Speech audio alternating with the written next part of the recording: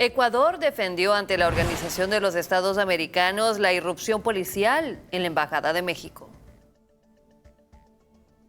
El gobierno de Ecuador se defendió recientemente ante la Organización de Estados Americanos tras la irrupción policial en la Embajada Mexicana en Quito, acusando a la administración de Manuel López Obrador de promover la impunidad por haber refugiado al ex vicepresidente ecuatoriano Jorge Glass, acusado de corrupción. El viceministro de Movilidad Humana de Ecuador, Alejandro Dávalos, argumentó ante el Consejo Permanente de la OEA, con sede en Washington, que México obstaculizó el funcionamiento del sistema judicial ecuatoriano al conceder asilo político a Glass. Glass, que fue vicepresidente en el gobierno del exmandatario socialista Rafael Correa, es objeto de 2 sentencias por asociación ilícita y cohecho y blanco de una orden de captura por el delito de peculado. Salió de la cárcel por un habeas corpus que fue anulado por la Corte Constitucional.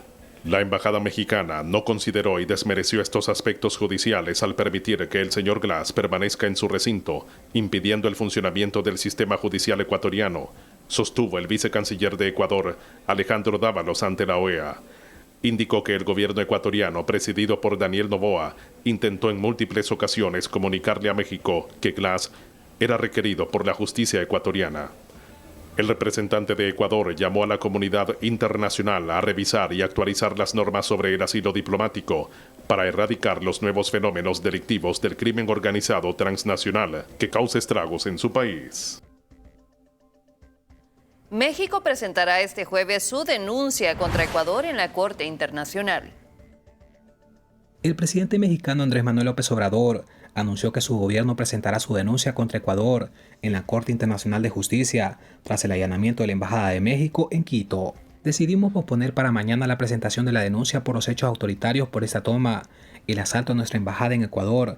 Vamos a llevar a cabo mañana la presentación de la denuncia, declaró el mandatario. El presidente indicó que ha estado hablando con otros mandatarios de Latinoamérica tras la irrupción el viernes pasado de las fuerzas ecuatorianas en la Embajada de México, donde se llevaron al ex vicepresidente ecuatoriano Jorge Glass, resguardado ahí desde diciembre, mientras afronta un proceso de corrupción. López Obrador recordó este miércoles que el martes habló por teléfono con su amigo Luis Ignacio Lula da Silva, el presidente de Brasil, quien expresó su solidaridad con México desde el siguiente día del asalto en la embajada con un comunicado. En la conferencia exhibió un video de la llamada en la que Lula manifiesta la total solidaridad al pueblo mexicano y anuncia una posible visita tras las elecciones presidenciales de México el 2 de junio. Cabe destacar que la crisis entre Ecuador y México comenzó el jueves pasado, cuando el gobierno de Daniel Noboa declaró persona non grata a la embajadora mexicana Raquel Serur por los comentarios de López Obrador sobre el asesinato del candidato presidencial Fernando Villavicencio y sus comentarios electorales en 2023. El gobierno mexicano aseguró el martes que Ecuador sintió el respaldo de otros gobiernos o de potencias para allanar la embajada, por lo que pidió a la Corte Internacional de Justicia resuelva con contundencia y acusó a Estados Unidos y Canadá de expresar una postura ambigua. Y a propósito de esto, Estados Unidos endurece su postura acerca del asalto a la embajada. Estados Unidos condenó el uso de la fuerza contra funcionarios de la Embajada de México en Ecuador, tras el reclamo del presidente López Obrador por la inicialmente tibia reacción al asalto que llevó a romper relaciones con Quito. La condena se produjo después de que López Obrador criticara la respuesta ambigua de Estados Unidos y Canadá, presentando imágenes inéditas de la incursión policial para capturar al asilado ex vicepresidente ecuatoriano Jorge Glass, lo que generó un llamado a una respuesta más directa por parte de los socios en el bloque comercial TEMEC. Hubieron pronunciamientos muy ambiguos ante este agravio. En el caso de Estados Unidos y de Canadá, somos socios económicos, comerciales, somos vecinos, y fue muy indefinida su postura. Mientras tanto, Glass fue devuelto a la prisión en Ecuador, desencadenando preocupaciones por su seguridad y generando un llamado del expresidente Correa a una respuesta fuerte de la comunidad internacional. Centroamérica en el mundo, comentario de Cercano por Rodrigo Juan Arévalo. A 40 años de la presentación de la demanda de Nicaragua contra Estados Unidos ante la Corte Internacional de Justicia, Nicaragua recuerda la vigencia de la deuda millonaria de Estados Unidos, que algún día deberá pagar lo mandado por la Corte Internacional de Justicia en su histórico fallo. Estados Unidos tiene que indemnizar a Nicaragua. Esa indemnización sigue vigente.